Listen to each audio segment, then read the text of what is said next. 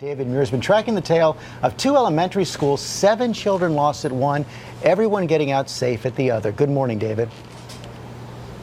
George, Robin, good morning to you. And as you know, this morning, for the first time, we're beginning to see the faces of the young victims of this tornado. We've also learned something else about the strength of the tornado as it hit those two elementary schools.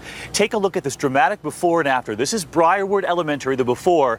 Now look at the after this morning. We've learned it was an EF5 as it hit that school more than 200 miles per hour.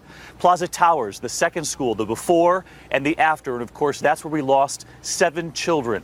This morning, we hear from a father who raced to that school not knowing if his daughter was alive.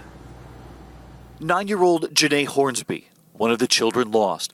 Her father telling us he was on his way to the school to pick up his daughter as the storm was bearing down. He got stuck in traffic and couldn't get there in time.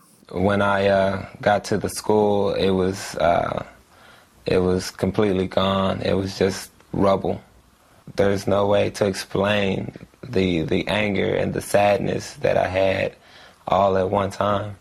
Overnight, authorities finishing their search of Plaza Towers, also promising to search every home here, every building 3 times to make sure no one is forgotten. The roof came off, and then I looked up and there was a tornado. I saw it swirling, and then I saw wood and stuff swirling around. Hello! Hey! But no children have been discovered since Monday, since only some of the students emerged, reuniting with their families. This morning, a puzzle remains. How did 2 schools take a direct hit, both buildings devastated, and yet only one with a miracle ending? At Briarwood Elementary, everyone survived. She's saying Jordan really hurt. When I was I tried to get up and I tried to move the bricks off of my leg, and it hurt so much, and I was and it was and the tornado had not left yet.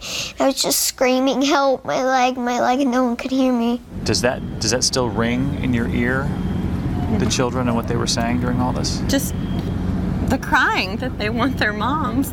And I can't even imagine not being able to give those kids back to their parents that brought them to me that morning. Some of the teachers telling us they believe the construction of the schools played a role. At Briarwood, each grade is organized into pods, a few classrooms in each building, and in the middle of each pod, an opening to the outdoors. And when those walls collapsed, they crawled out through that opening, climbing over the rubble. Plaza Towers Elementary, a more traditional building, a long line of classrooms. When the roof, the walls collapsed, unlike the other school, there were no open spaces to crawl through. The tornado went in, and I was so afraid that I was hanging on to one of the desks, and then I fell back, and then all the dirt started getting in my eyes and all my clothes. The brave children who got out, and those 2 teachers I spoke with here told me that there were no safe rooms in either of those schools, Robin, and when authorities were pressed on that later, they did acknowledge that in fact FEMA has helped build safe rooms in schools across Oklahoma, but that there's not funding for every school, and that these 2 schools did not have that funding. There's going to be a huge conversation in the weeks and months to come about how quickly they can get safe rooms in many more schools here in this tornado zone.